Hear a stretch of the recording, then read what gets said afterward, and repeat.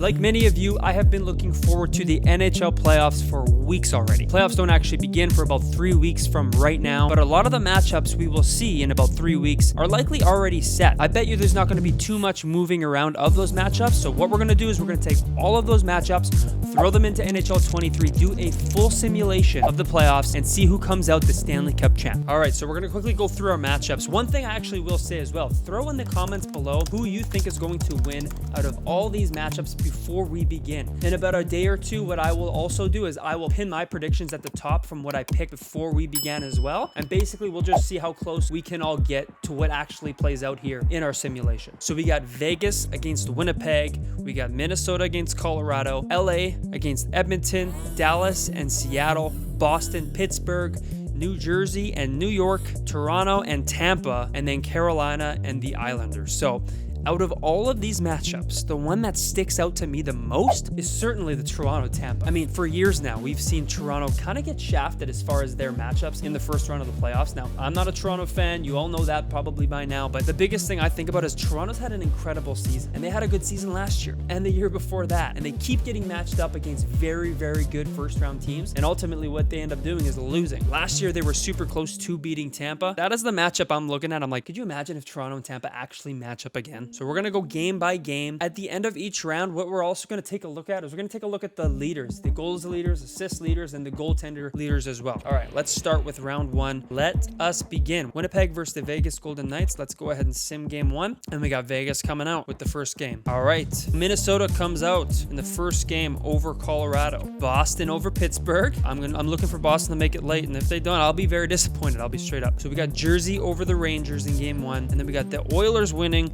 in game one over the LA Kings, Seattle and Dallas. Seattle taking game one against the Dallas Stars, Tampa and Toronto. This is the series to watch out for. Let's see if Toronto can get past the first round in our simulation here. So we got Tampa winning game one.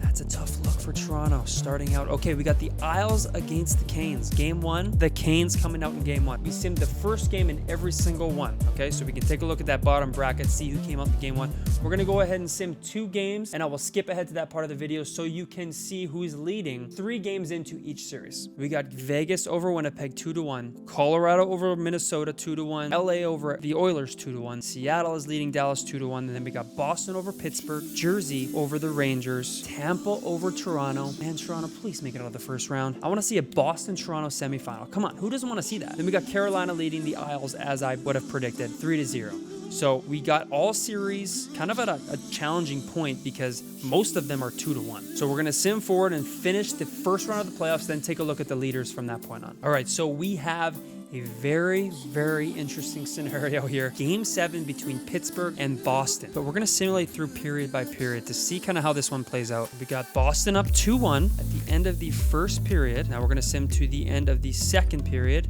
Boston up 3-1. And then at the end of the third period, we got Boston coming out with the win. Oh, thank God. So we got Boston winning in game 7. We're going to do the same thing with the Rangers and the Devils. Very first period, Rangers and Devils. Let's go. At the end of the first period, we got the Rangers leading 1-0. At the end of the second period, Rangers are up 3-0. If this series happens, honestly, I will tune in for every second. Like, that is going to be pure entertainment, the Rangers and the Devils. Oh my gosh. Oh my goodness. The Rangers blew it, and they lost 5-4 in the third period. They scored 5 goals. First things first, we are going to take a look just quickly at the leaders. So out of the entire league, we got Kucherov in 5 games played, 9 points. I mean, nobody should be surprised by that. Kucherov is a playoff performer, which is why Tampa's had such success over the last however long now, a few years for at least. We got Alex Killorn, 9 points in 5 games. I mean, shocker, right? Nobody's surprised. They played the least amount of games, and look at those 2 guys. And then we got Hughes, we got Bratt, we got Zach Hyman. All these guys have 9 points in 6 and 7 games. McDavid, I'm assuming McDavid's going to get more than that. And really, it's kind of funny. Boston is nowhere on here. They really spread out their scoring, it looks like. Bergeron leading the way for Boston. That's pretty much it. Okay, and then we look at goalies. Who's leading for goalies here? Got Jonathan Quick, won 4 games out of 5, right? They just walked through their opponent. So the top 3 goalies of the playoffs, we got Jonathan Quick, we got Stuart Skinner, and then we got Martin Jones. So as we look at that tree there, you see Vegas wins, Edmonton wins, Colorado wins, Seattle wins, and on the east side, we got Boston wins, Tampa Bay wins, Jersey wins, and Carolina wins. Moving on to the second rounds, we got our brackets set up, and we're going to start the second round of the playoffs. Let's get going. Game 1, Vegas takes it over the Oilers. Game 1 of the Avs and the Kraken. The Avs take game 1.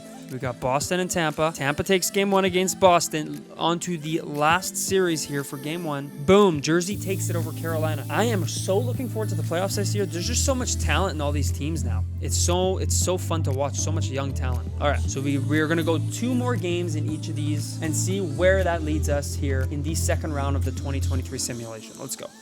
Oh man. I need to mentally stop here because of the sheer disappointment.